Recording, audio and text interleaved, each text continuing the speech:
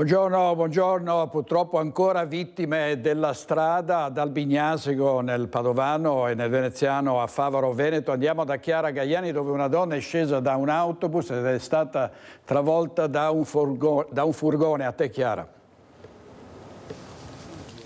Direttore, buongiorno ai telespettatori. Con Tommaso Migotta ci troviamo proprio nei pressi del luogo dell'incidente. Come potrete vedere è una strada piuttosto pericolosa questa, siamo in via Silvio Pellico ad Albignasego. Come dicevi, la signora 49 anni, Fuzia Ben Lenda, di nazionalità marocchina, come ogni mattina è scesa dall'autobus che da Solesino la portava qui dove lavorava in un'azienda come stagionale nella raccolta di ortaggi. Stava percorrendo la strada, erano le 7 del mattino, qui era particolarmente buio, i lampioni, ci hanno raccontato anche alcuni testimoni, a quell'ora sono già spenti. Stava camminando lungo il ciglio della strada, come potete vedere questa, nonostante sia una strada quasi di campagna, è molto frequentata perché è una strada di collegamento tra la strada Battaglia, da dove arrivava la signora, verso poi il centro di Albignasego, quando un furgone che stava percorrendo la strada nella stessa direzione della 49enne l'ha purtroppo investita. L'uomo al volante, un 39enne di Albignasego, si è fermato immediatamente, ha chiamato i soccorsi nonostante l'immediato arrivo dei mezzi di soccorso e dei sanitari del SUEM che hanno tentato un disperato massaggio cardiaco sul corpo della signora. Non c'è stato nulla da fare, una scena straziante perché Fuzia Ben Lenda era mamma di 3 figli che sono arrivati tutti qui. Immaginate il dolore enorme, un dolore che accomuna tutte le persone che conoscevano la 49enne, dai titolari del vivaio dell'azienda ortofrutticola dove lavorava, che hanno raccontato che era ormai 2 anni che era con loro. Era una persona davvero molto solare, anche insomma ben voluta da tutti, una lavoratrice, e ovviamente anche la comunità di Solesino dove era altrettanto conosciuta. Noi abbiamo sentito questa mattina il sindaco di Solesino, Elvi Bentani. Vi lasciamo allora all'intervista che è stata raccolta dalla nostra redazione. Ringrazio Tommaso Migotta per la collaborazione tecnica. Poi da Albignasego la linea può tornare allo studio. Sì, la conoscevo molto bene, era una bravissima donna, una brava moglie e mamma, la conoscevo molto bene, avevo avuto modo in più occasioni di poter parlare con lei, ma anche con il marito. Sono veramente addolorato e questa notizia mi lascia molta tristezza. In questo momento di dolore proprio mi sento di esprimere sincera vicinanza e le più sentite condoglianze ai familiari ai quali mi stringo al loro dolore. Diciamo che dove noi possiamo, sicuramente faremo il possibile per essere vicini a loro, e per qualsiasi cosa possono fare riferimento all'ente Comune Solesino, ma anche alla figura del sindaco. Grazie al sindaco di Solesino Elvi Bentani.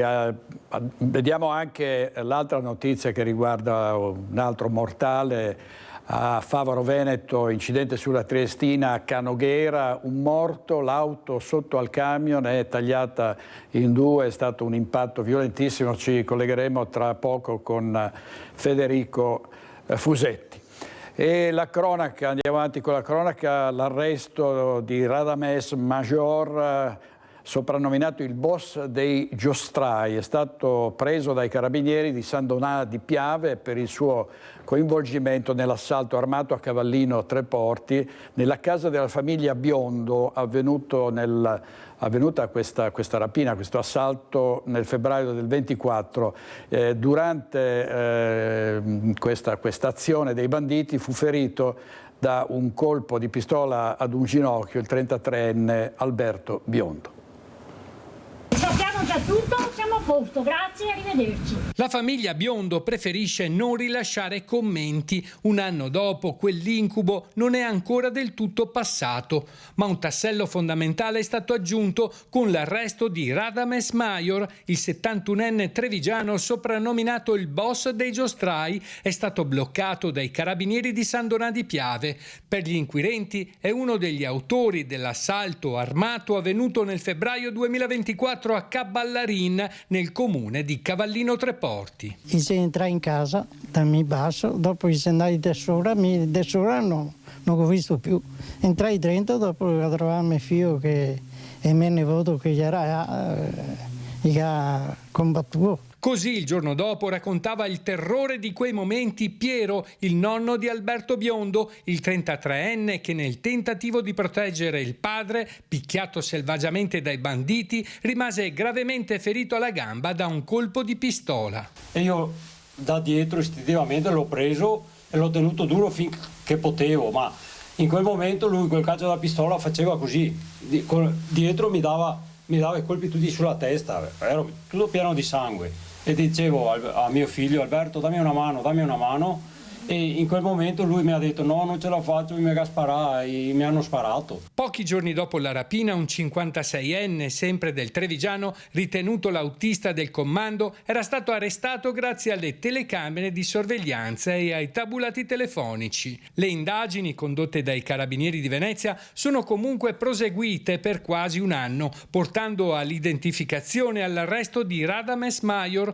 grazie alle testimonianze, ai filmati di sorveglianza e alle analisi di tracce biologiche. Lunedì scorso Major è stato interrogato dal GIP di Venezia, ha scelto di avvalersi della facoltà di non rispondere. Il 71enne, noto come l'egiziano, vanta un curriculum criminale di spessore. Ha scontato oltre 20 anni di prigione ed è il padre di quel Manuel Major, giovane giostraio ucciso dal vigilante Massimo Zen mentre stava fuggendo dopo aver compiuto furti a dei bancomat. A Caballarin la notizia dell'arresto è stata accolta con sollievo. Vediamo cosa succede, insomma. Che venga fuori anche quest'altri, vengono in 3. Torneremo alla cronaca tra pochissimo al servizio era di Nicola Marcato, ma andiamo subito a Venezia perché sta per iniziare la conferenza stampa dell'assessore al lavoro e alla formazione professionale della Regione del Veneto, Valeria Mantovan. Qualche anticipazione probabilmente al collega Filippo Fois. A te Filippo. Grazie direttore, buongiorno a te, buongiorno ai telespettatori di Rete Veneta. Effettivamente tra pochi minuti, e ringraziamo dell'ospitalità l'assessore Mantovan, ci sarà la conferenza stampa in cui verrà fatto un bilancio delle crisi aziendali che la Regione si è dovuta trovare a fronteggiare nel 2024. Che anno è stato, assessore? È stato un anno intenso in cui l'unità di crisi, come fa dal 2012, ha preso in carico molte crisi aziendali complesse, crisi che fortunatamente in alcuni casi si sono concluse positivamente, altre invece che sono attualmente in fase di monitoraggio. Proprio il 2014 si è concluso con la gestione di 71 tavoli complessi per circa 14.000 lavoratori ed oggi risultano ancora in carico, e quindi ci portiamo in questo nuovo anno nel 2015 ancora 43 casi di crisi complessa. Diciamo che è un'eccellenza a livello nazionale anche l'unità di Veneto Lavoro, e presumo anche che rispetto a un tempo l'attività sia aumentata, diciamo che ci sono più crisi aziendali in questo periodo, se non altro per il fatto che magari dei grossi gruppi multinazionali a un certo punto decidono di andarsene. Quali sono i settori che stanno soffrendo di più e diciamo i casi più importanti che avete trattato quest'anno? Allora, diciamo che il settore che oggi richiede maggiormente il nostro intervento è quello della metalmeccanica, ma anche un po' per cultura aziendale e anche sindacale, perché fanno più spesso riferimento alla Regione come ente interlocutore. Chiaramente sono diversi i tavoli che stiamo affrontando e i settori sulle quali abbiamo attenzionato di più il nostro impegno, come ad esempio quello dell'automotive. C'è stato un tavolo di recente, e anche quello della moda.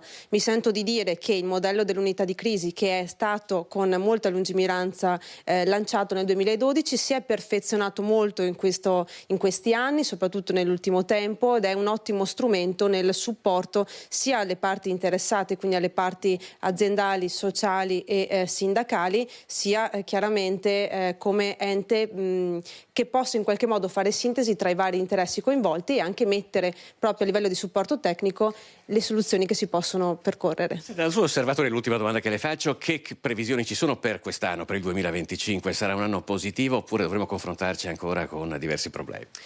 Io dico che ci dobbiamo confrontare con dei cambiamenti che non sono solo relativi alla Regione Veneto, ma sono relativi chiaramente all'Italia intera e anche all'Europa, se non addirittura al contesto globale. Insomma, sappiamo che siamo al centro di profonde trasformazioni digitali, ambientali e anche dal punto di vista degli equilibri geopolitici, per cui noi dobbiamo essere abili a interpretare questi cambiamenti e ad adattarci. Sono certa che grazie alla resilienza del nostro tessuto imprenditoriale, di cui il Veneto è ricco, e tramite la competenza di queste strutture che la Regione con lungimiranza ha messo in campo, si potranno affrontare anche quelle situazioni che oggi non sono proprio facili. Grazie all'assessore Valeria Mantovani. Naturalmente nel corso dei prossimi telegiornali analizzeremo nel dettaglio con tutti i dati che ci verranno forniti tra poco com'è la situazione nelle varie province del Veneto. Per ora vi restituiamo la linea. Grazie molte all'assessore Mantovani, Filippo Fois, Sandro Ponchio per la parte tecnica. Adesso andiamo a Favaro, Veneto, lungo la Triestina c'è stato un incidente, un frontale tra un camion e un'auto, c'è un morto. Federico Fusetti in diretta, a te Federico. Grazie direttore, buongiorno a te, buongiorno ai telespettatori di Focus TG. Forse la pioggia, l'asfalto viscido, piove ancora adesso abbastanza intensamente, queste le possibili cause dell'incidente avvenuto attorno alle 6:30 questa mattina. Siamo nel territorio di Favaro Veneto, siamo a Tessera, poche centinaia di metri dall'aeroporto Marco Polo, e qui Alberto Pivetta vi sta mostrando la direzione da cui arrivava questa Alfa 147. Sono ancora poche le informazioni certe, ma quest'auto pare proprio provenisse da Jesolo, quindi da quella direzione, quando si è scontrata frontalmente con un camion che è stato portato via da poco e che arrivava dalla direzione opposta. Anche l'auto è stata portata via, pensate, da due carro attrezzi, perché si è spezzata praticamente in due nell'impatto con il camion, è finita sotto il camion e i vigili del fuoco hanno dovuto lavorare parecchio per toglierla, per disincastrarla, e poi insomma veramente uno spettacolo drammatico quello dell'auto divisa in due parti e portata via da due mezzi diversi. Come dicevo, erano circa le 6:30. Della persona deceduta sappiamo solo al momento che è un 25enne veneziano, e sul posto ancora molti agenti della polizia locale che hanno lavorato per i rilievi, stanno cercando di ricostruire quello che è accaduto, molti anche gli addetti dell'ANAS per ripristinare l'asfalto, perché l'impatto è stato veramente violento e il traffico è stato ovviamente deviato a lungo.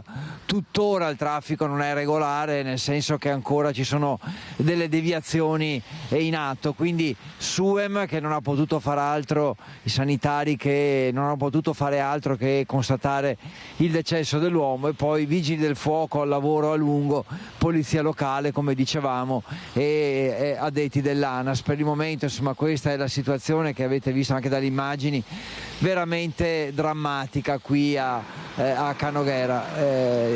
Quindi da me e da Alberto Pivetta un saluto e la linea che torna a te, direttore. Federico Fusetti, Alberto Pivetta.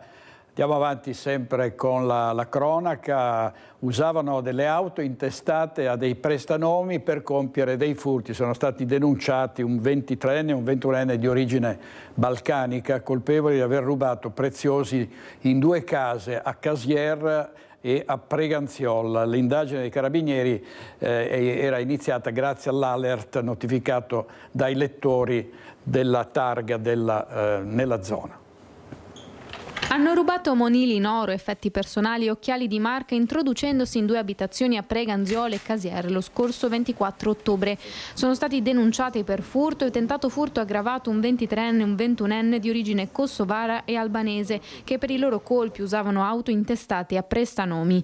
È quanto emerge dall'indagine dei carabinieri di Dosson. Infatti, grazie all'alert dei lettori di targa era stata segnalata una vettura sospetta, di cui le ricerche che hanno portato a identificare e denunciare i 2 ventenni stranieri autori dei furti. In entrambe le occasioni i malviventi avevano agito utilizzando un'auto, una Peugeot 308 intestata a un uomo di 49 anni di origine italiana, noto come prestanome, tecnica mirata a ostacolare le indagini. Dalla notifica degli occhi elettronici, i militari dell'Arma sono poi riusciti a risalire al modus operandi dei 2 e a rintracciarli. L'auto è stata ora posta sotto sequestro. Una banda del buco in azione ad Albignasego in una gioielleria, vediamo. Tentato furto nella notte in una gioielleria di Galleria Roma ad Albignasego, alle porte di Padova. Come in un celebre film di Monicelli, i banditi hanno cercato di entrare picconando il muro del negozio vicino alla gioielleria. I rapinatori infatti hanno forzato la porta d'ingresso del negozio a fianco. Entrati hanno iniziato a demolire il muro che divide le 2 attività commerciali, troppo lentamente però perché è scattato l'allarme che ha messo in fuga i rapinatori, che sono riusciti però a portare via anche gli attrezzi usati per tentare il colpo. Sul posto sono immediatamente arrivati i carabinieri di Abano Terme e di Albignasego. Subito sono stati organizzati posti di blocco sul territorio, ma al momento i predoni sono riusciti a scappare. Gli inquirenti stanno vagliando le telecamere di videosorveglianza della zona per ricostruire l'identità dei banditi. È stata scoperta vicino alla stazione di Padova una bisca clandestina, il blitz della polizia che all'interno del circolo ha trovato numerosi giocatori. Sono stati denunciati 4 cinesi per gioco d'azzardo, nei quali anche la titolare del locale. Carte da poker in mano, sul tavolo invece centinaia di euro. Il blitz della polizia all'interno di un circolo privato di un'associazione culturale cinese ha interrotto la partita tra alcuni avventori. La bisca clandestina in pieno giorno scoperta dalla pattuglia della questura durante un controllo del territorio in zona stazione. I poliziotti, passando per via Valeri, avevano notato la porta aperta dell'associazione ricreativa e una volta entrati hanno trovato 8 persone, tutti cinesi, 4 di loro impegnati a giocare a carte e oltre 100 euro in contanti. In un tavolino invece un gioco tipico cinese chiamato Mahjong.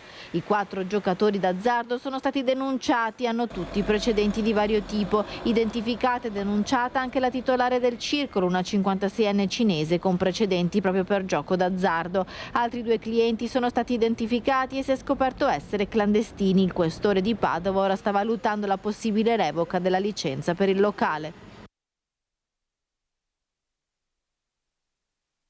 Vediamo anche la notizia sul giornale di Vicenza. Rivolge la parola a una ragazzina e un operatore ecologico è stato pestato dai fratelli. Vediamo, dovremmo avere... sì, Luisa Bertini ci racconta tutto, vediamo. Ennesima aggressione a Vicenza, siamo nel quartiere Laghetto dove ieri si sarebbe consumata un'aggressione ad un netturbino. Sono in compagnia con Carola Paggin, coordinatrice Will Veneto Vicenza, per parlare proprio del tema delle aggressioni che si stanno acuendo nei confronti dei dipendenti di chi esercita la propria professione. Un commento?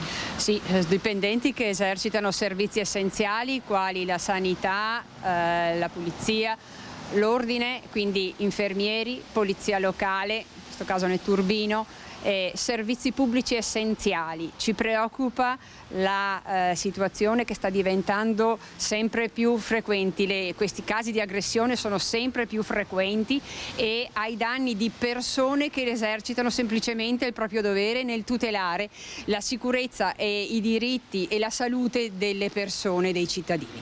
Adesso, prima di tornare a parlarne, io lancerei il servizio che guardiamo insieme.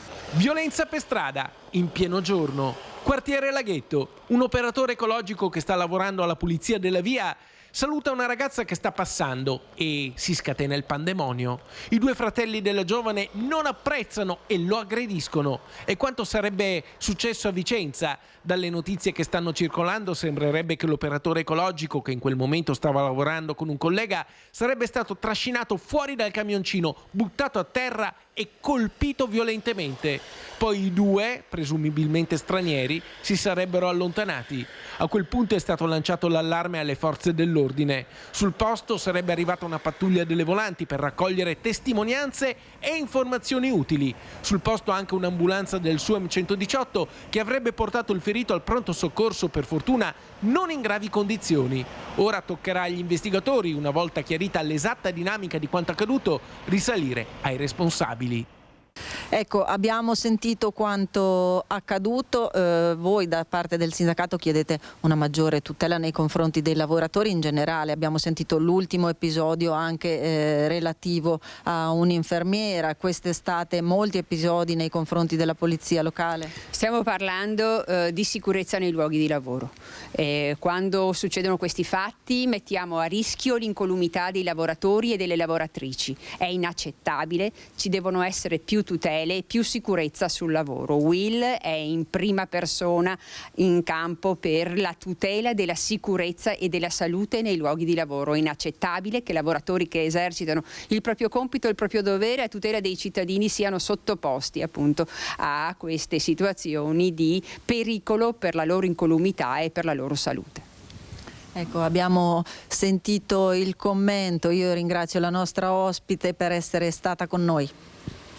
Grazie a Luisa Bertini e a Simone Squarcina per la parte tecnica.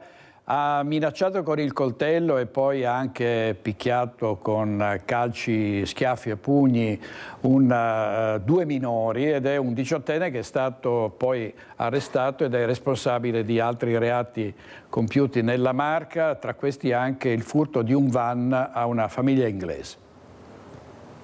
Schiaffi, minacce, armato di coltello e calci forti al punto da perdere le scarpe. Si trova ora in carcere il 18enne di Silea che lo scorso agosto ha aggredito con violenza due minorenni al parco vittime delle foibe di Biancade, rapinandoli di vestiti, catenine d'oro, cellulari e contanti. L'aggressione è partita da uno sguardo di troppo, i due minorenni presi di mira dalla baby gang guidata dal 18enne che attorno a sé aveva altri 5 minori complici. Colpevole uno dei due ragazzi, secondo un amico del bullo, di aver offeso la sua famiglia. Da qui le botte e le minacce arrivate al punto da far spogliare uno dei due minori lasciandolo di sera in biancheria intima in mezzo al parco. Non contento, il 18enne dopo le violenze ha costretto uno dei due minori ad andare a prelevare al bancomat più vicino e sono state proprio le immagini delle telecamere di videosorveglianza e le testimonianze delle vittime a portare all'identificazione del 18enne violento.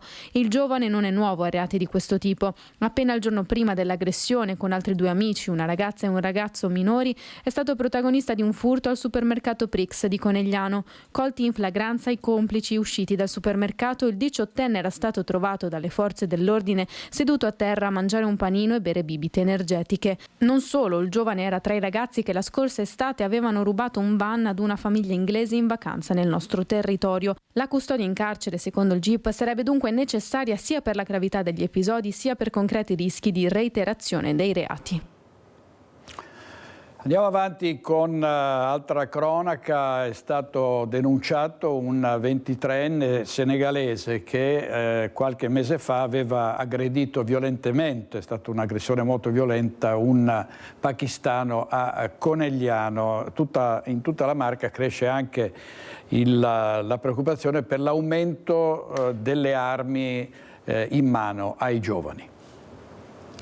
Grazie all'approfondimento investigativo che è stato fatto dai militari della compagnia di Conegliano è stato identificato un 23enne senegalese. Sono arrivati a lui incrociando testimonianze, immagini della videosorveglianza, i carabinieri della città del Cima, oltre 2 settimane di indagini serrate che hanno permesso di dare un nome e un volto all'autore della brutale aggressione ai danni di un pakistano 47enne ferito gravemente al collo da un coccio di bottiglia. Era la sera del 4 gennaio nel parcheggio del supermercato supermercato Prix di Viale Venezia, sullo sfondo tanto, troppo alcol. Dai primi accertamenti che abbiamo fatto, la lite che è scaturita per futili motivi era comunque alimentata dall'abuso di alcol. Il 23enne senegalese regolare sul territorio incensurato è stato denunciato in stato di libertà. Più in generale proseguono senza sosta i controlli dell'arma, intensificati nelle ultime settimane dopo i fatti di via Castelmenardo a Treviso, e quello che si registra un fenomeno inquietante, la diffusione di armi tra i più giovani. Non abbiamo statistiche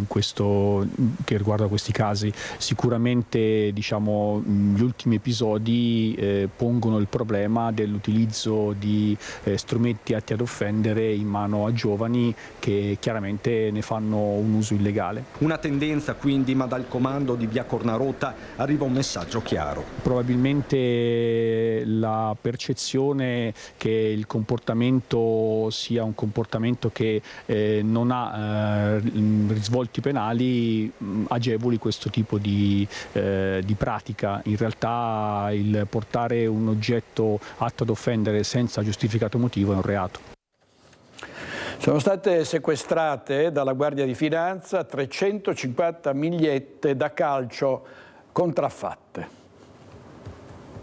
Blitz delle fiamme gialle al mercato infrasettimanale del comune di Malo, in cui i militari hanno accertato la presenza di uno stand ambulante che esponeva magliette di calcio riferibili a vari club italiani e stranieri e a diverse squadre nazionali. La merce, secondo gli accertamenti dei militari, riproduceva nomi di calciatori, l'indicazione degli sponsor, i colori e i simboli delle squadre di calcio originali. È stata così riscontrata la non genuinità dei prodotti, in quanto caratterizzati sia dall'assenza di indicazione relativa ad eventuali licenze, sia per l'utilizzo di materiali difformi dagli originali, ma comunque idonei a trarre in inganno il consumatore finale. All'esito del controllo sono stati sequestrati 350 capi d'abbigliamento e per il responsabile dell'attività, un cittadino straniero, è scattata la denuncia con l'accusa di ricettazione, vendita di prodotti con segni mendaci e contraffazione. E sulla sicurezza e scontro tra il ministro della giustizia Carlo Nordio, trevigiano, ed il sindaco di Treviso Mario Conte. Il sindaco aveva parlato recentemente di una città sicura nonostante ci siano stati episodi di violenza, ma poi è intervenuto invece il guardasigilli dicendo che l'insicurezza regna in questa città e ovviamente il sindaco Conte non l'ha presa bene, ha parlato di un attacco scomposto. Vediamo il servizio.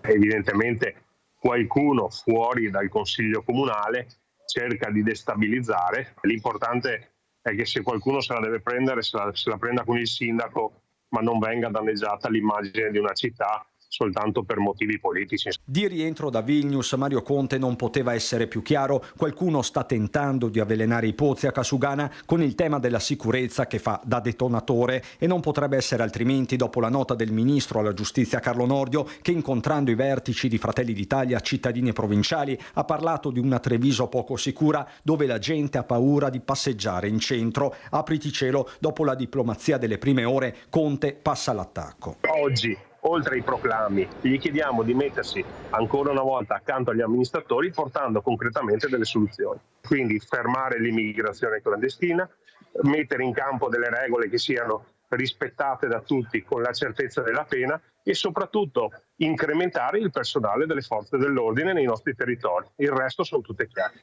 Ma lo sfogo non finisce qui. Lo stesso primo cittadino accelera l'incontro con un altro ministro, quello dell'interno. La differenza tra chi fa l'amministratore e chi fa politica è che chi fa politica cerca di scaricare le proprie responsabilità sugli amministratori. Gli amministratori si rimboccano le maniche e lavorano, tant'è che domani molto probabilmente cercherò di incontrare anche il ministro Piantedosi, perché per noi la priorità è ripristinare la sicurezza nella nostra città. Nel dibattito innescato da Nordio entra a gamba tesa in mattinata lo sceriffo Giancarlo Gentilini.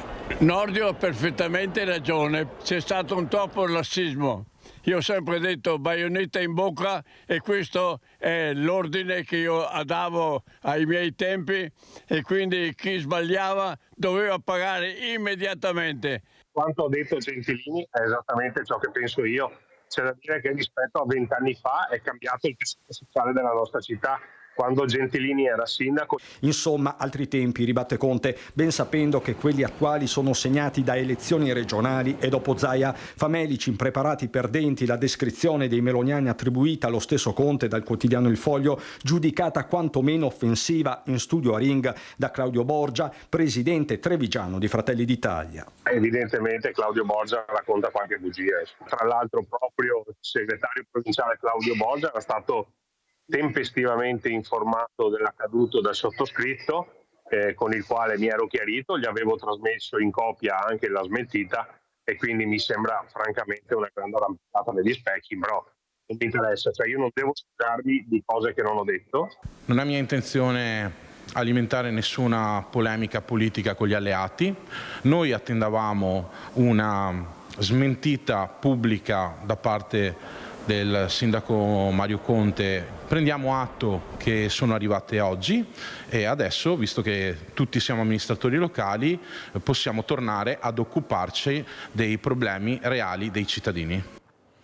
Ovviamente ce ne siamo occupati ieri sera a Focus, è intervenuto anche il vice segretario regionale della Lega e assessore al bilancio di Treviso, Riccardo Barbisan. Sentiamo cosa ha detto. Rappresenta il popolo italiano all'interno del governo e anche all'estero. Il potere di un ministro di grazia e giustizia è anche quello di poter fare pressioni lecite, ovviamente, affinché le situazioni che lui conosce, che magari sono di così grave nocumento ai cittadini, possano essere cambiate. Noi chiediamo più agenti, chiediamo anche una legislazione dove ci sia al centro la certezza della pena. Il Ministro della Giustizia ci potrebbe aiutare in questo. Recentemente una delle persone fermate, che si è distinta per aver commesso dei reati in comune di Treviso e che ha balzato agli onori delle cronache, ne aveva commessi tanti altri di reati prima, eppure era fuori, bello tranquillo e sereno. Chi invece era stato fermato pochi giorni prima era un immigrato irregolare, gli è stato dato il foglio di via e abbiamo scoperto che era il quinto foglio di via.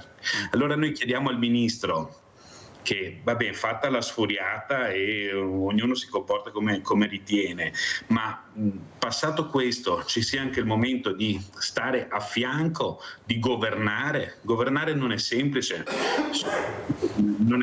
governare questa città, tanto più non è semplice governare l'Italia, ma siccome siamo uomini di governo, ovviamente ognuno nelle proporzioni di ciò che governa, io non mi paragono assolutamente al ministro, ma il ministro può immaginare quanto sia difficile.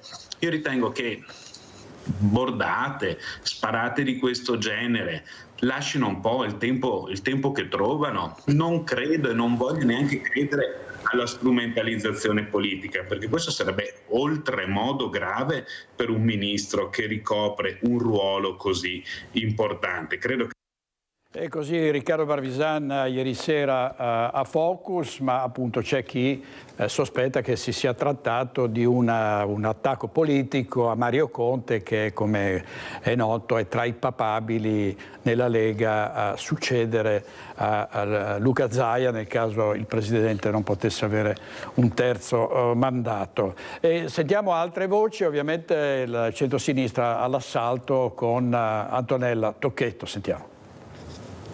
Perché la questione è che il centrodestra sta litigando per le regionali, il problema è chi è più forte uno con l'altro e non si occupano della sicurezza. È vero che questa zona è militarizzata, ma c'è gran parte della città invece che è molto più insicura. Tra l'altro, oltre a militarizzare, altri progetti ci sono. Bisogna anche costruire un percorso per recuperare questi ragazzi che comunque stanno mettendo a ferro fuoco la città. Quello del centrodestra sui temi della sicurezza sembra più un cortocircuito che un dibattito interno. Questa è la linea del Partito Democratico, che così si insinua nelle spaccature, forse lacerazioni tra alleati. C'è solo una cosa che sia il sindaco Conte che il ministro Nordio dimenticano di dire, cioè che la destra è al governo del paese da 2 anni e di Treviso da decenni. Possibile che siamo fermi ai commenti apocalittici, ai proclami e alle frecciatine interne al centrodestra? Situazione che il segretario PD Veneto Andrea Martella definisce paradossale. Se Nordio vuole davvero affrontare il tema della sicurezza, se ne assuma le responsabilità. Le parole di Martella, ma il dibattito non è solo politico. Andrea Penzoiello è barista in centro ministro ed ex presidente di Veneto Imprese Unite, sui social ha detto provocatoriamente che oggi è peggio della pandemia. Il tema sicurezza oggi va a incastrarsi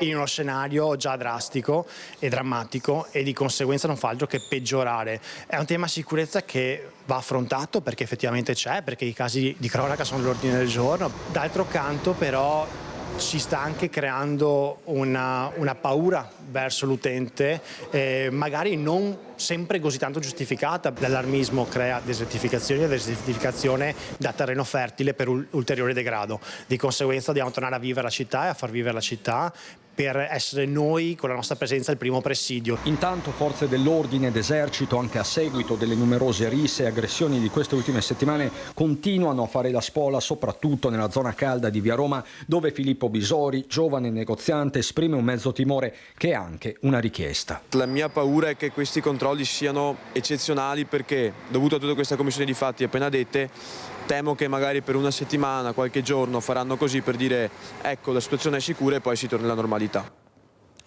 Durante il Carnevale Piazzale Roma e la stazione a Venezia saranno zone rosse, saranno introdotte queste aree off limits per chi ha precedenti penali per garantire la sicurezza senza compromettere l'atmosfera festosa del Carnevale.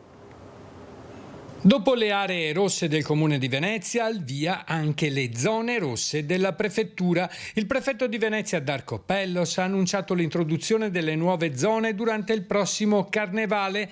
Le aree saranno basate sul programma della manifestazione e integrate dalla direttiva Piantedosi, mirata a rendere alcune aree urbane off limits per chi ha precedenti penali.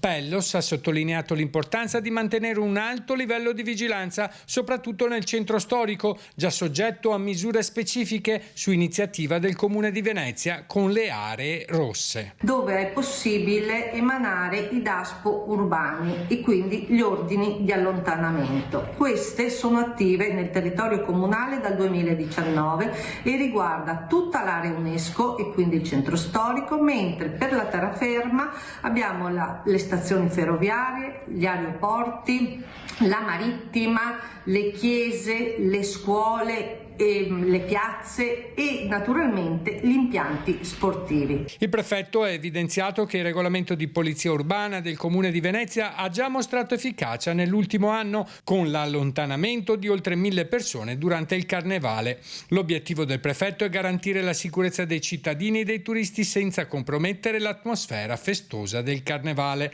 Pellos ha ricordato che Venezia, già solitamente affollata, diventa ancora più vulnerabile durante l'evento, attirando borseggiatori pronti ad approfittare della folla tra la stazione e Piazzale Roma. Come amministrazione comunale, massima collaborazione con i provvedimenti del prefetto, che ringrazio per il grande lavoro che sta facendo nel nostro territorio.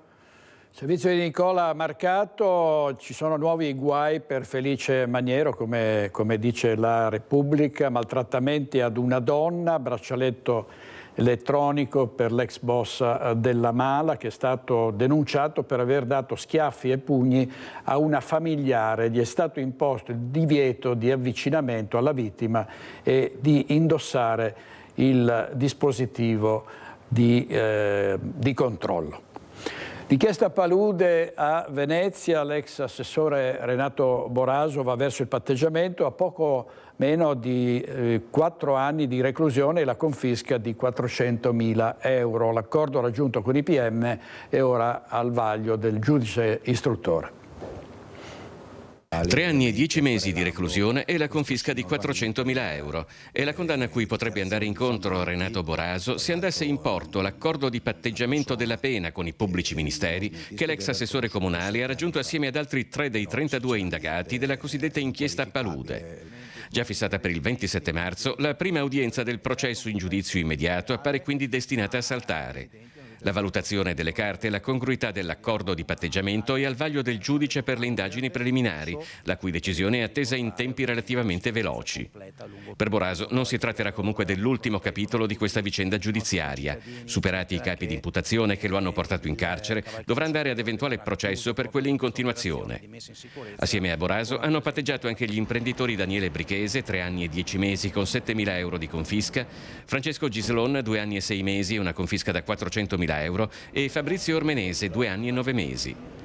In attesa della chiusura delle indagini resta aperta la vicenda che riguarda, oltre a Boraso, altri indagati, tra cui i filoni d'inchiesta sulla vendita di Palazzo Papadopoli e la trattativa mai chiusa per l'area dei Pili, dove tra gli indagati figurano il sindaco di Venezia Luigi Brugnaro, il capo e vicecapo di gabinetto Morris Cerone e Derek Donadini, l'immobiliarista di Singapore Kiat Kwong Ching. Il servizio di Filippo Fois, a oltre 20 giorni dalla tragedia, sabato alle 10:30 nella chiesa parrocchiale di San Gaetano di Montebelluna, i funerali di una bambina di 1 anno e mezzo morta in ospedale dopo essere stata colpita da un arresto cardiaco in culla lo scorso 30 dicembre.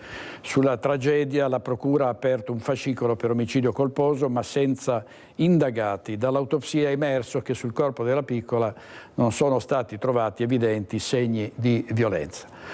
Adesso un altro lutto sulla pagina di uno dei giornali locali, La Nuova Venezia. Pietro si spegne a 20 anni per un sarcoma, il lutto a Conselve, il tumore scoperto appena 1 anno fa. Pietro Bissacco, studente brillante, da poco era capo scout. Centino dei Mattei era iscritto a ingegneria informatica. Polemiche a Bassano del Grappa, al calor bianco per la questione del San Bassiano. Sentiamo la replica del sindaco Nicola Finco alle critiche. L'eco del San Bassiano ha portato con sé qualche polemica e più di qualche voce critica nei confronti del format e del discorso pronunciato dal sindaco Nicola Finco. Ed è proprio il primo cittadino che torna sulla questione, replicando e al tempo stesso passando al contrattacco politico.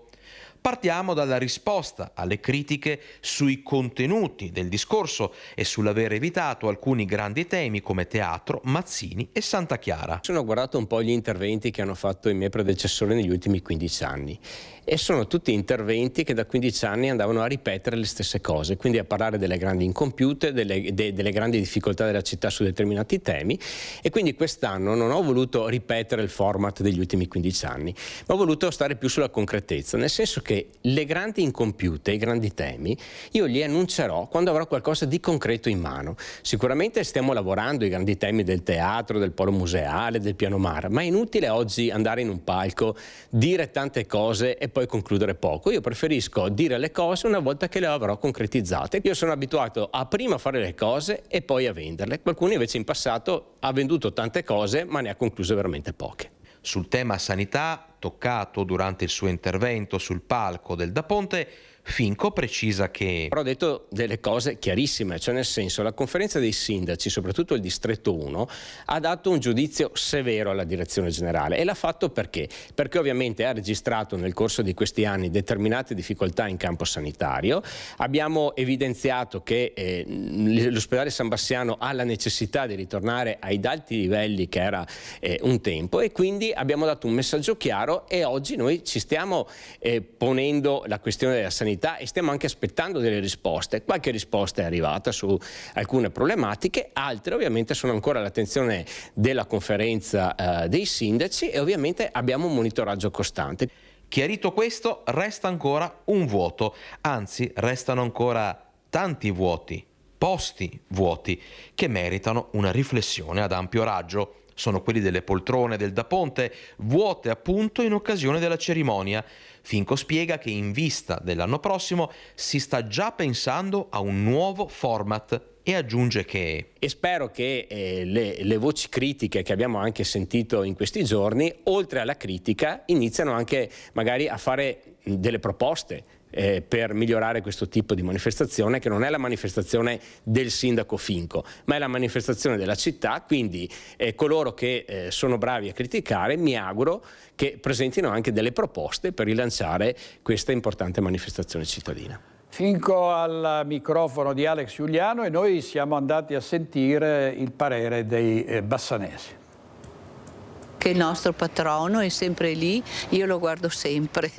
È un avvenimento, una giornata di festa per la nostra città di Bassano. Penso che sia un'occasione comunque per dare valore, far risaltare il valore di alcune persone, di alcune associazioni, cioè un momento comunque diciamo in cui emergono le cose belle. Il nostro patrono è una festa importante, è una festa in cui tutti noi cittadini dovremo parteciparvi attivamente, però non è più sentita come la nostra festa, bisognerebbe attivarsi un attimo di più. Un giorno importante per la città, tutti i bassanesi pensano che la festa del protettore San Bassiano sia un momento da vivere come comunità. Da qui il dispiacere per alcune cose che quest'anno non hanno funzionato e che forse di riflesso sono state causa o concausa di quelle sedie vuote al Teatro da Ponte. Forse c'è poca pubblicità, noi bassanesi del centro storico lo sappiamo, però quelli che ci circondano non è che sono molto informati. Su una cosa i cittadini concordano: la festa di San Bassiano deve assumere nuova linfa a partire dai giovani. Anche nelle scuole parlarne un attimino, soprattutto nei giovani, perché se i giovani vengono educati al rispetto del loro patrono, al rispetto della festa che fa parte della nostra realtà, della nostra essenza bassanese, ecco che allora poi nel loro futuro saranno degli adulti con le capacità di festeggiarla. Più vicina al popolo, perché festa di popolo diventa una sagra e questo a Bassano mai, non è più un paese da sagra, è nel paese dove fanno gli eventi in piazza. Ormai Bassano non è più il paese e perciò ci vorrebbe Bassano in un modo più popolare, più vicino al popolo. Un suggerimento per l'amministrazione comunale che sconta negli anni più recenti un aumento della distanza tra palazzo e cittadini che si riflette anche nella festa di San Bassiano, che è e deve restare festa di tutti. Il servizio di Chiara Gaiani non accenna a placarsi lo scontro in atto a Rossano Veneto. Oggi è il sindaco Marco Zonta a rispondere agli attacchi di Morena Martini. A Rossano Veneto i veleni della politica locale costringono il sindaco a rispondere agli attacchi di Morena Martini. Accusato di aver tradito i suoi elettori dopo il terremoto politico di ottobre e il rimpasto in consiglio comunale in giunta, Zonta difende a spada tratta la sua scelta. Per me traditore è cercare di fare uno sgambetto a una persona con cui si è collaborato per tanti anni e che ha lavorato per te per tanti anni.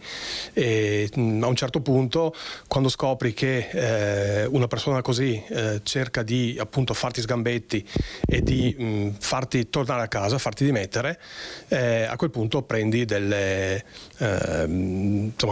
contromisure. Il resto è storia che conosciamo: ritiro delle deleghe a Martini e creazione di una nuova maggioranza tra attacchi, accuse e risposte. Ultimo tema sollevato da Martini, quello dell'aumento dell'IMU, ma ad accendere la discussione ci sono anche la piazza e l'asilo. E così Rossano Veneto continua a nutrire la sua sempre movimentata pagina amministrativa e questa volta è il sindaco a togliersi un sassolino dalla scarpa, rivolgendosi direttamente al suo ex vice sindaco Morena Martini. Io credo che ci sia modo e modo di fare politica. C'è chi sceglie di fare la politica con la rabbia e cercando sempre i problemi e le pagliuzze negli occhi degli altri. Tante volte magari non si vedono i pali nel proprio occhio, quindi noi, lo dicevo prima, andremo avanti serenamente a fare il nostro lavoro, il nostro dovere, quello che ci hanno chiesto gli elettori che ci hanno eletto. Adesso ci spostiamo a Cassola da Monica Smiderle in diretta con Alessandro Costacurta per la parte tecnica, perché c'è l'esasperazione degli automobilisti. La Bretella Est vede dei lavori che non hanno mai fine. A te, Monica.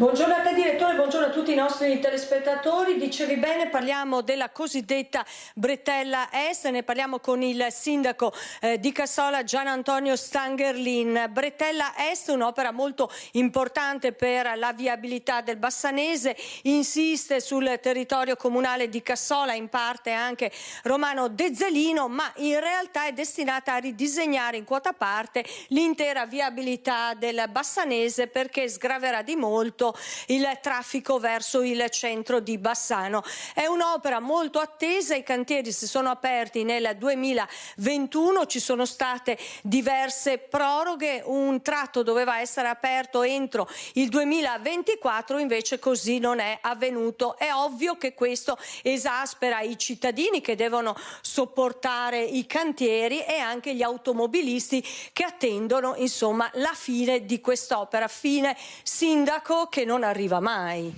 Beh, la fine non sappiamo appunto quando arriverà per quanto concerne l'intera opera. Per quel che riguarda invece la parte che doveva essere completata entro la fine del 2024, c'è stato un problema per la fornitura di alcune barriere che dovevano essere posate sulla salita e sulla discesa del sovrappasso e conseguentemente è slittata a gennaio la finitura di quel tratto. In questi giorni le barriere dovrebbero essere arrivate e fondamentalmente dalla prossima settimana posate. Conseguentemente a questo ANAS provvederà poi a fare tutta la procedura per la riapertura di quel tratto. È un tratto, un sovrappasso molto atteso, perché serve la zona industriale di Romano Dezzelino e insomma i disagi che hanno dovuto sopportare le persone che in quella zona industriale vanno a lavorare sono molti. Sì, indubbiamente è un modo anche per accedere alla superstrada direttamente da Romano, quindi è un accesso che in questo momento per alcuni aspetti era più difficoltoso. Allora, il sovrappasso quindi dovrebbe aprire a breve. Facendo un po' una panoramica sull'opera, possiamo dire, sindaco, che i due estremi, quindi i due collegamenti dalla strada statale 47 verso Bassano alla sempre strada statale 47 ma dalla parte di Romano Dezzelino, i due estremi sono a buon punto. I cantieri invece nella parte centrale dell'opera sono in difficoltà per varie ragioni. Sì, diciamo che la parte verso Romano dovrebbe partire a giorni, dovrebbe essere completata a giorni. La parte invece verso via Valsugana e quindi verso Bassano, statale 47, quella dovrebbe essere zona Grifone, completata entro la primavera. Io spero nella prima parte della primavera. Con riferimento invece a tutto il resto, indubbiamente ci sono dei rallentamenti legati a motivazioni di carattere progettuale e anche di carattere poi esecutivo che si sono sovrapposti. È un cantiere, lo ricordiamo, di ANAS, quindi lei insomma quanto, come, che informazioni ha, nel senso come riesce ad interfacciarsi con i responsabili ANAS dell'opera e che informazioni ha riguardo la fine totale del cantiere? Allora, io mi interfaccio con ANAS per avere ovviamente delucidazioni sull'andamento del cantiere. La collaborazione finora c'è stata in maniera anche abbastanza continuativa. Chiaramente la fine del cantiere doveva essere già quasi 2 anni fa e quindi adesso stiamo valutando assieme per capire quando terminerà.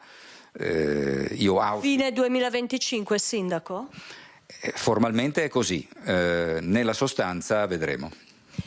Direttore, da Cassola è tutto, ringrazio il sindaco Gian Antonio Stangerlin e restituisco la linea allo studio. Grazie al sindaco e a Monica Sminderle. Adesso ci spostiamo a Treviso davanti al tribunale, dove ci sono Lina Paronetto e Nicoletta Rizzetto per la parte tecnica, perché è iniziato il processo per l'uccisione di Margherita Ceschina. A te, Lina. Grazie direttore, buongiorno a te, buongiorno ai telespettatori. Sì, si è aperto formalmente il processo per il delitto della 72enne Margherita Ceschin, lo ricordiamo nel giugno del 2023 a Conegliano. L'anziana trovata morta in casa, inizialmente pareva un malore, le successive indagini hanno fatto emergere tutt'altra realtà o quantomeno impianto accusatorio. I due fascicoli, quindi i due procedimenti, non sono ancora stati unificati, ma quello è l'obiettivo di questi primi lavori. Si sta trattando, è ancora in corso, di un'udienza estremamente tecnica in cui non solo il pubblico ministero ma in particolare i difensori hanno riproposto le eccezioni già rigettate in prima fase dal GIP e la Corte d'Assise, giudici togati e giudici popolari si sono riservati su una serie di questioni tecniche inerenti in particolare il rispetto del diritto alla difesa degli imputati, si sono riservati di decidere. È chiaro che se verrà accolta anche una sola di queste eccezioni il processo rischia di dover ripartire da zero e gli incartamenti tornare al pubblico ministero per Numian. Oggi in aula c'erano 2 dei 5 imputati, lo ricordiamo, un sesto tornerà in Italia dopo l'estradizione solo domenica sera.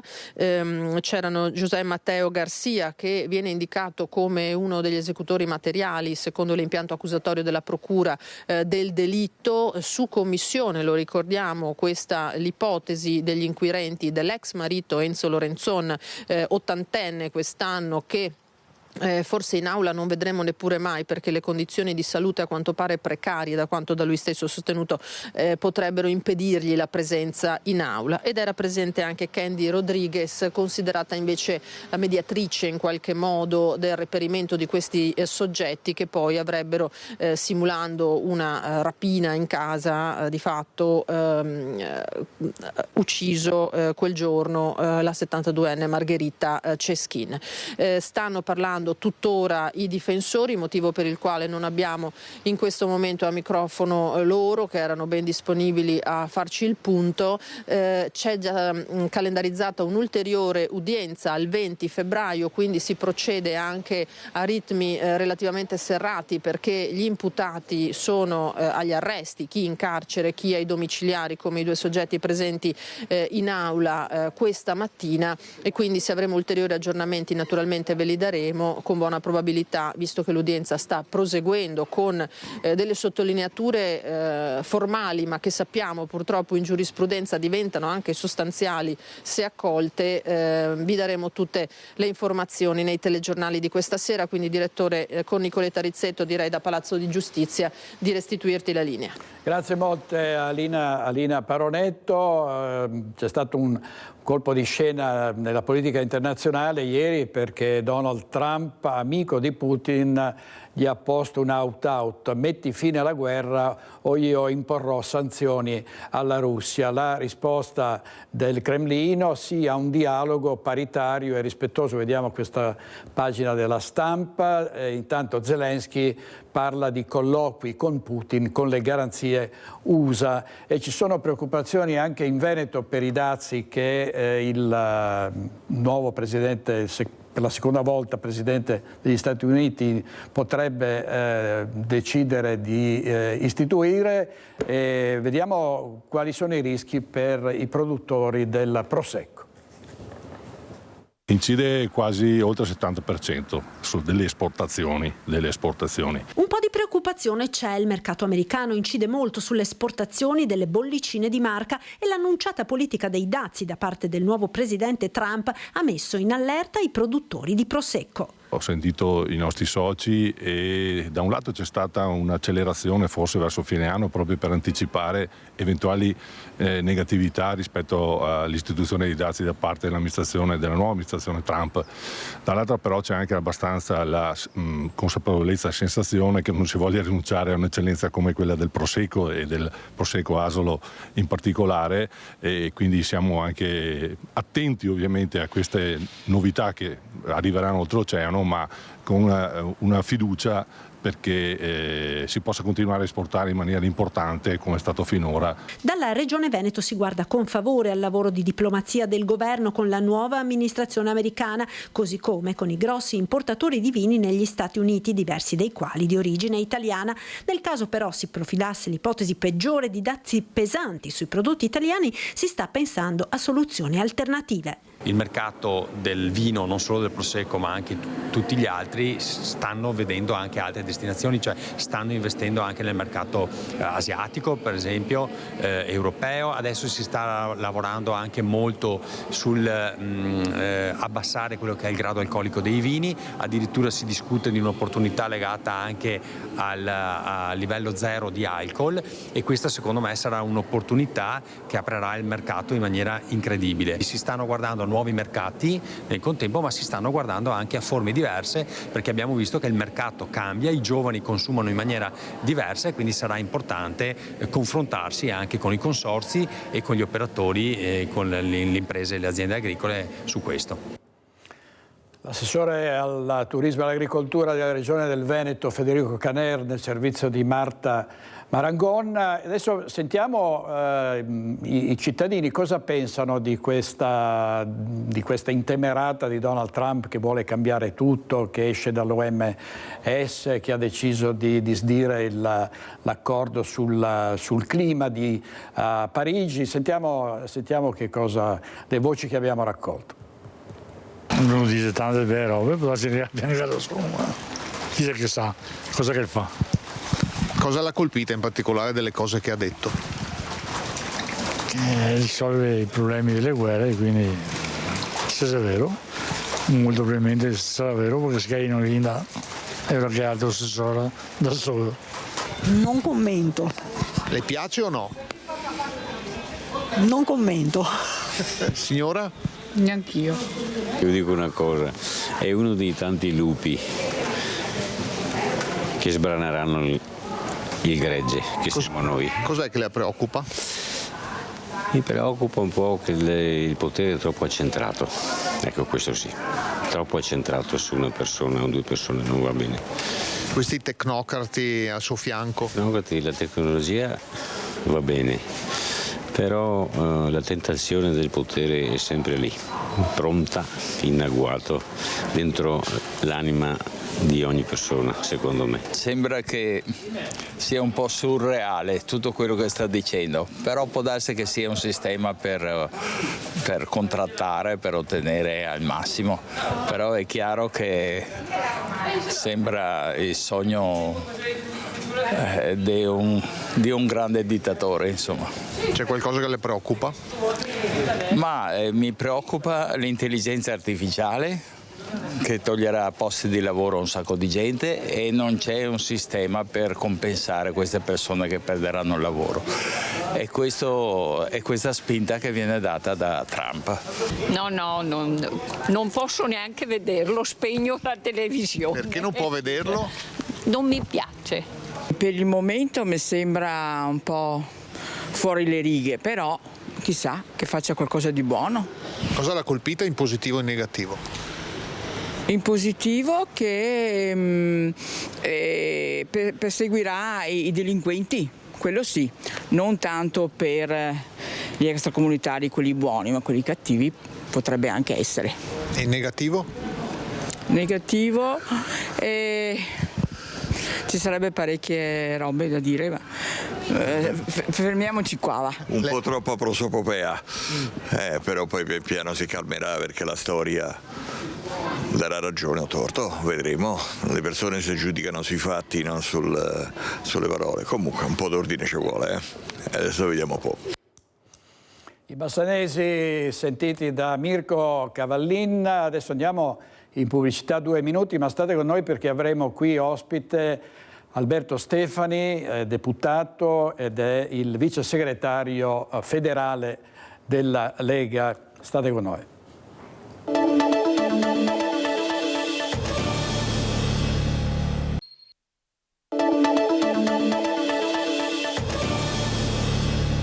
Di nuovo in diretta con Focus TG, grazie molte all'onorevole Alberto Stefani, vice segretario federale della Lega e segretario della Lega qui in Veneto. Grazie. Grazie a voi e grazie a tutti i telespettatori. Grazie tante. Allora, continua il confronto con gli alleati, con Fratelli d'Italia. La Lega insiste nel dire che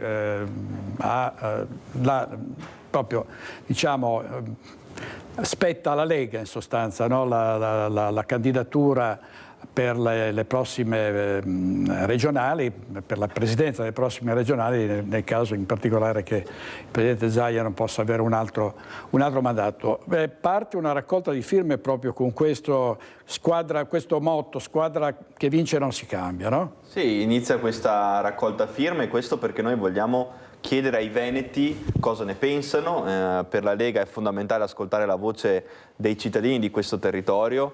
Lo facciamo con oltre 300 gazebo che partiranno già questo weekend, nella maggior parte poi il prossimo weekend, quindi il primo weekend di febbraio, e cercheremo di ascoltare quello che i veneti ci dicono, anche in particolare con riferimento a questa regione. Fondamentalmente noi facciamo leva anche su un fatto concreto: 159 sindaci, 1178 amministratori, oltre 300 sezioni, oltre 11.000 tesserati, ma soprattutto una storia amministrativa importante qui in Veneto. Io sono assolutamente consapevole che il voto territoriale sia una cosa completamente diversa dal voto politico nazionale. Ci sono tantissimi cittadini veneti che mi dicono: noi a livello nazionale abbiamo votato Fratelli d'Italia, ma a livello locale, a livello territoriale noi vogliamo fidarci delle persone di cui votiamo e scegliamo la Lega, un patrimonio di amministratori importante, affinato negli anni.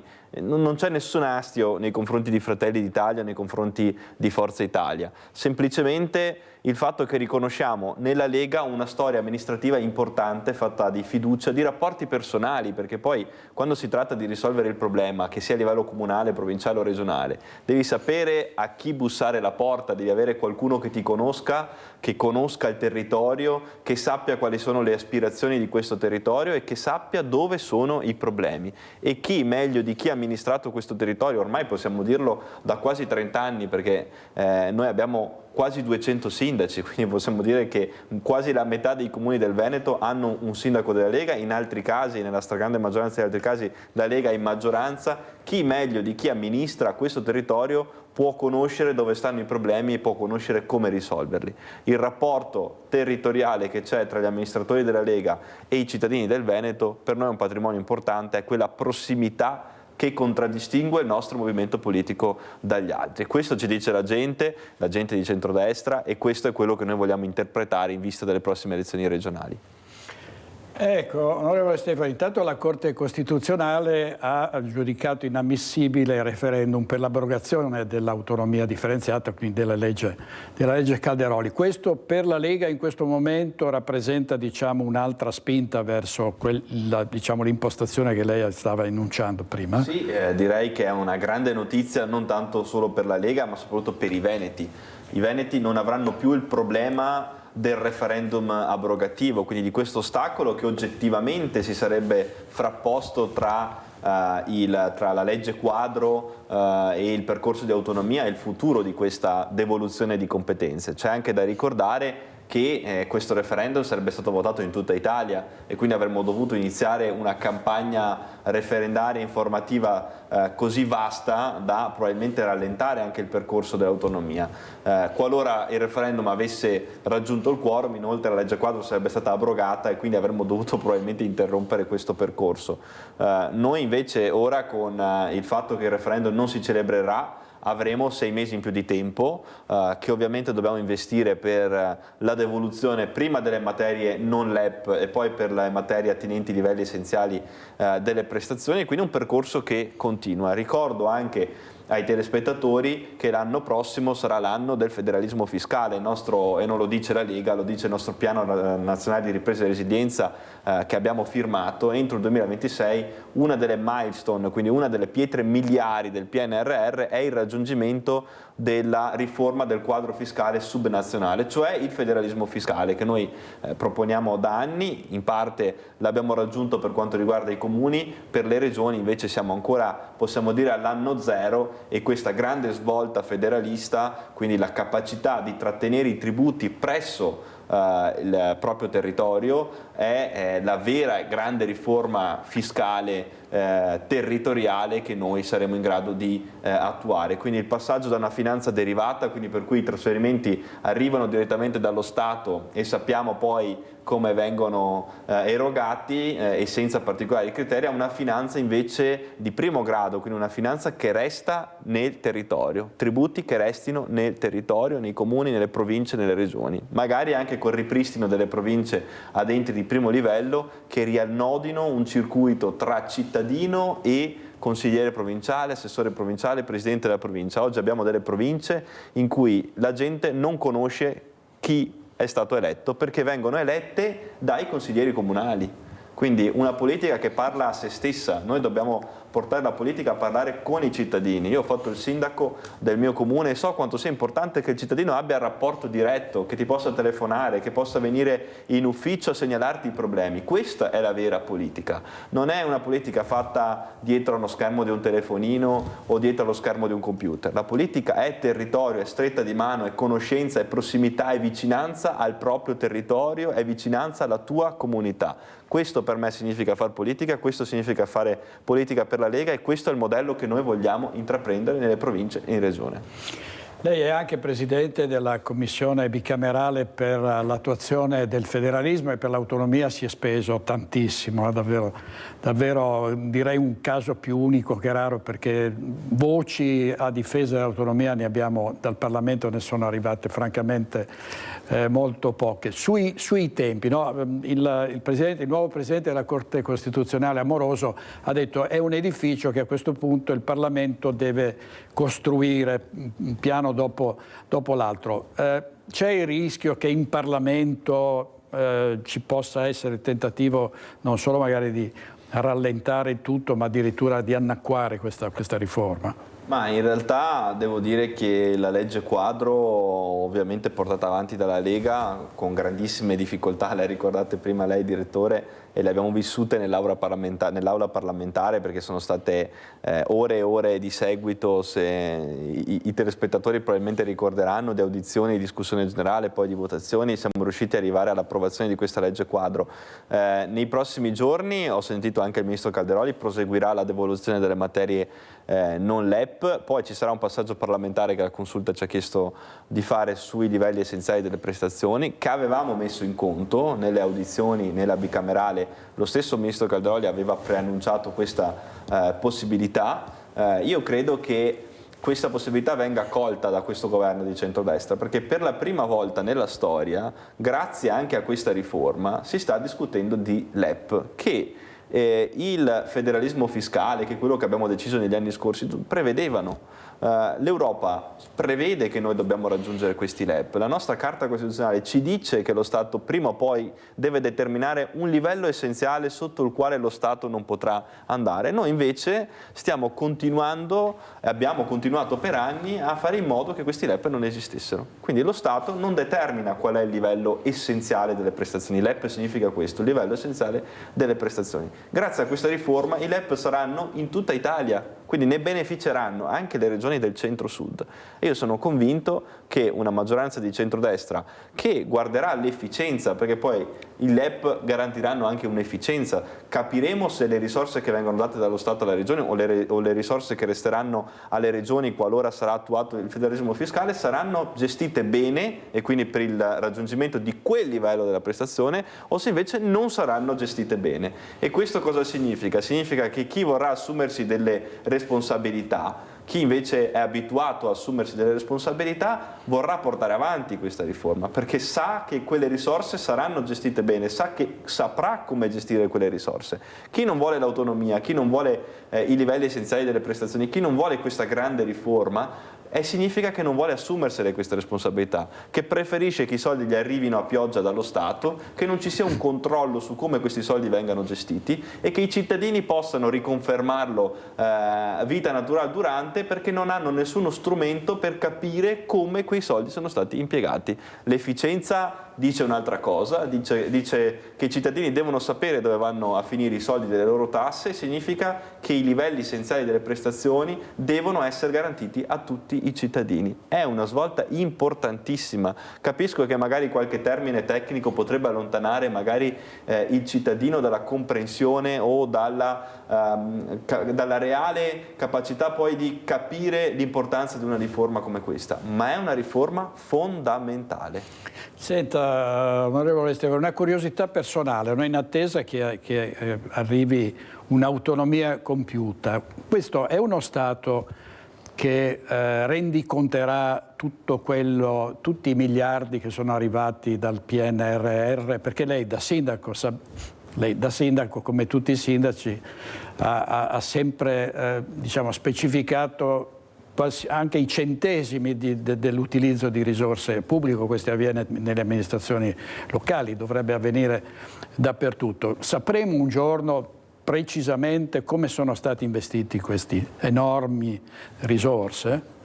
Questo sì, perché il Piano Nazionale di Ripresa e Resilienza impone questa rendicontazione. Poi possiamo valutare che scelte sono state fatte, magari anche se alcune misure che sono state adottate negli anni scorsi siano state davvero efficaci e soprattutto abbiano portato dei benefici. Penso al super bonus, che per me è stata una vera follia, perché sono stati investiti miliardi di euro, fondamentalmente 2 finanziarie dello Stato, probabilmente anche altre, perché saremmo costretti a pagare questo debito che ci è stato lasciato, senza portare grandissimi benefici al nostro Paese, probabilmente tutelando anche chi poteva permetterselo, aveva delle garanzie che poteva ovviamente usare. Io credo che il super bonus abbia oltre a questo anche ingolfato il mercato e abbia spinto il mercato a dei prezzi molto più alti rispetto a quelli reali, proprio perché quando tu inietti liquidità nel sistema troppo spesso senza un reale controllo, poi i prezzi salgono, perché ovviamente c'è chi ci guadagna. Questo l'hanno visto tutti, insomma, se si va a realizzare una casa oggi e realizzare una casa soltanto 3 anni fa, le spese sono completamente diverse, probabilmente anche questo ha contribuito in maniera pesante. Detto questo, credo che le priorità dei cittadini in questo momento siano ben altre e sia anche la tutela del lavoro. Noi avremo davanti una sfida importantissima nei prossimi 10 anni, quella dell'intelligenza artificiale applicata al lavoro, e noi dobbiamo investire risorse affinché questa sfida sia una sfida capace di essere sostenibile per i cittadini del Veneto.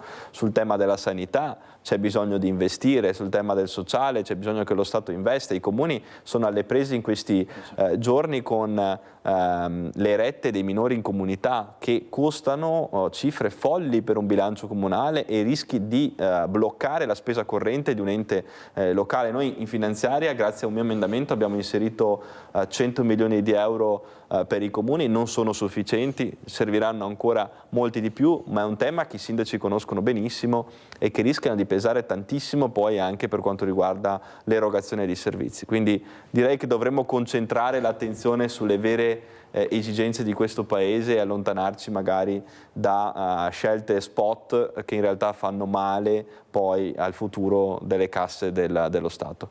Ecco, in questa fase preelettorale si voterà con tutta probabilità nell'ottobre di quest'anno, non corre buon sangue tra alleati, in particolare tra Lega e Fratelli d'Italia. L'ultimo episodio di cui parlano oggi i giornali è lo scontro o confronto tra il sindaco di Treviso Mario Conte e il ministro Carlo Nordio, che ha detto che Treviso è una città insicura.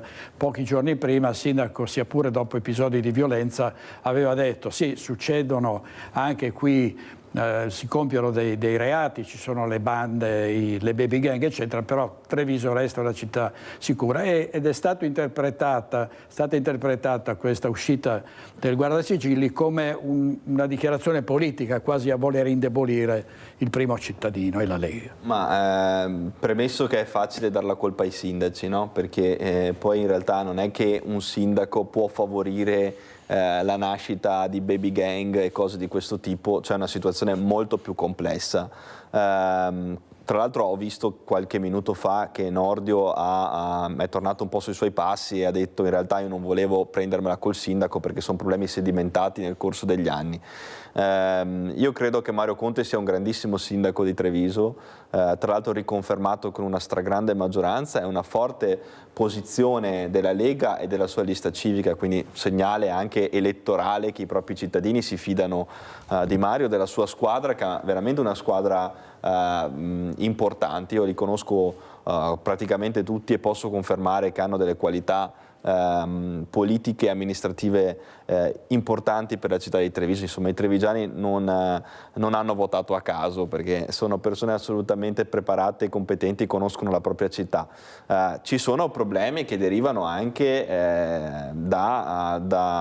negli anni, insomma, ecco, e quindi questo è un problema che riguarda tutti i comuni, riguarda anche i piccoli comuni, quello delle baby gang e dell'insicurezza.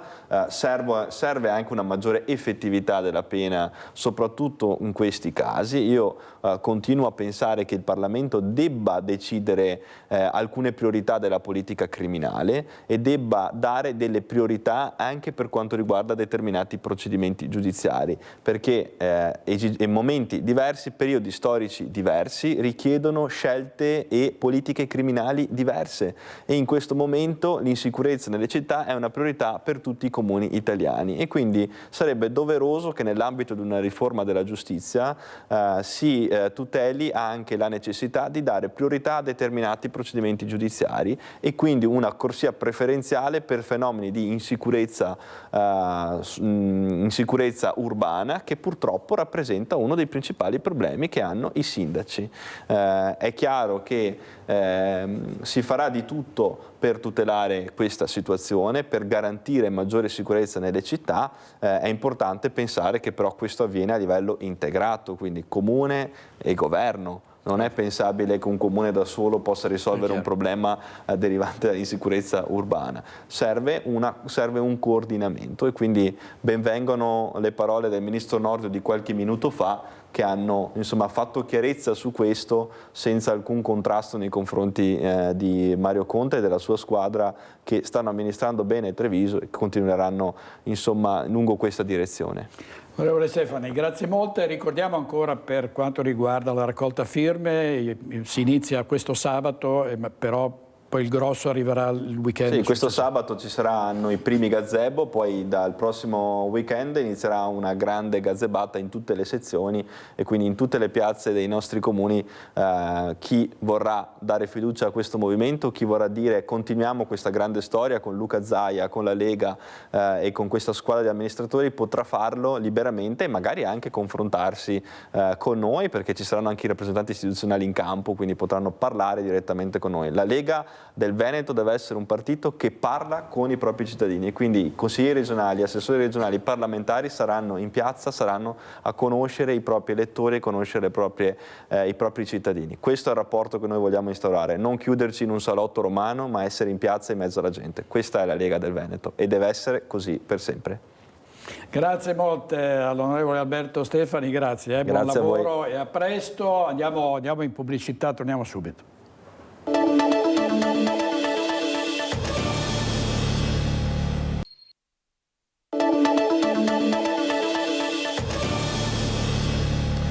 Una notizia importante: dal 1° febbraio del 2025 scatterà in tutto il Veneto l'esenzione dal pagamento del ticket per le vittime di violenza.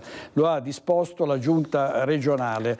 Parliamo di tutte le prestazioni fruite nel periodo successivo alle dimissioni dal pronto soccorso, incluse le prestazioni psicologiche e le prestazioni di specialistica ambulatoriale connesse alla violenza sulle subita. Con questa decisione di civiltà, sottolinea la Regione, siamo vicini alle persone che subiscono violenza. Infatti l'esenzione riguarderà l'intero percorso di cura successivo alla dimissione dal pronto soccorso. Le donne colpite da questi terribili traumi hanno anche necessità di sentire la vicinanza delle istituzioni e questo è un modo per creare fiducia e dare aiuto. Si è concluso un viaggio avventuroso di due collaboratori di Media Nord-Est, Edo e Seba, che sono andati in Africa in moto e hanno attraversato praticamente tutto il continente nero. Vediamo il servizio di Alex Giuliano.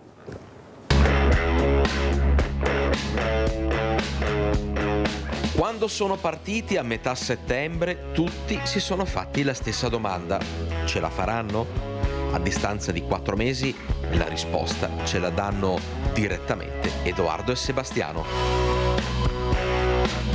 Siamo arrivati al punto più a sud dell'Africa e sì, ce l'abbiamo fatta, le moto ce l'hanno fatta e siamo arrivati al termine di questo meraviglioso viaggio.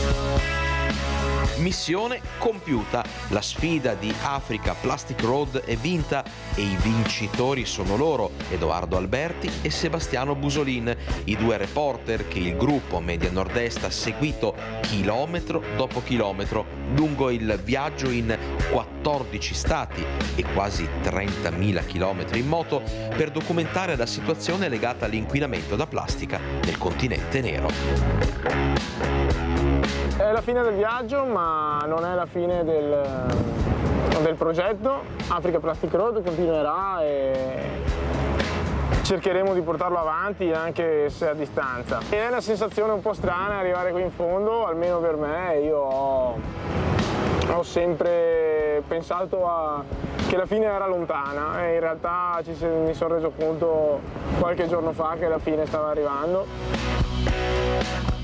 Un reportage che ha fatto luce su tanti aspetti tenuti colpevolmente al buio, dalla profonda piaga umana e ambientale della discarica a cielo aperto di Mombasa in Senegal, dove intere popolazioni vivono da anni in mezzo ai rifiuti, fino ai giganteschi falò di spazzatura e plastica lungo le coste dell'Angola e della Namibia. Immagini, storie e testimonianze che sono destinate a cambiare la nostra consapevolezza e a smuovere le coscienze. È finito il viaggio ma non è finita l'avventura, bisogna ancora spedire indietro le moto. Beh, una soluzione in Africa si trova sempre. Quindi... Esatto, come abbiamo imparato una soluzione si trova sempre, in un modo o nell'altro. E loro, Edo e Seba, l'hanno sempre trovata. Complimenti e davvero poi praticamente ci hanno offerto la possibilità di avere proprio un bel reportage da quelle zone anche molto insidiose. Stasera Focus alle 21:15 con gli ospiti Raffaele Speranzon, Luigi Calesso, Gianluca Colusso, Isabella Dotto, Guglielmo Liut, Gennaro Marotta, Pietrangelo Pettenò e Massimo Venturato. Vi aspettiamo, non vi perdete l'appuntamento con Focus alle 21:15. Grazie ai nostri registi Mattia Pizzaia e Andrea Basso e buona giornata.